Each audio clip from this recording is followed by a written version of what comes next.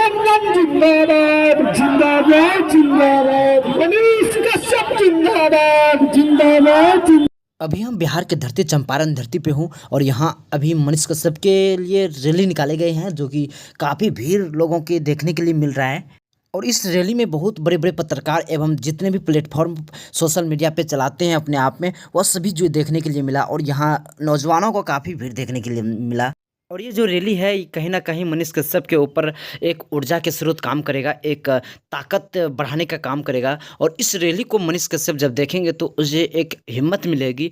और जेल में अभी आप सबको मालूम होगा कि मनीष कश्यप अभी जेल में हैं और इस रैली में जो है मनीष कश्यप का भाई करण कश्यप और अनिकेत सिंह, जिसे किसान कहा जाता है, सन ऑफ किसान कहा जाता है, और उसकी मनीष कश्यप की माँ देखने के लिए मिला और काफ़ी लोगों का भीड़ इस रैली में देखने के लिए मिला।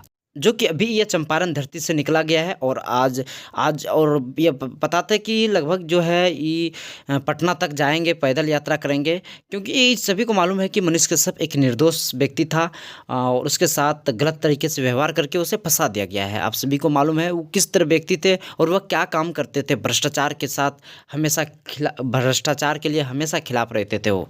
जो भी अदर स्टेट के लोग देख रहे हैं इस वीडियो को, प्लीज़ आप सबसे ये अनुरोध करता हूं कि आप सब इस वीडियो को शेयर कर दें। आप सबको रैली निकालना उतना उचित नहीं है, बट शेयर कीजिए इस वीडियो को।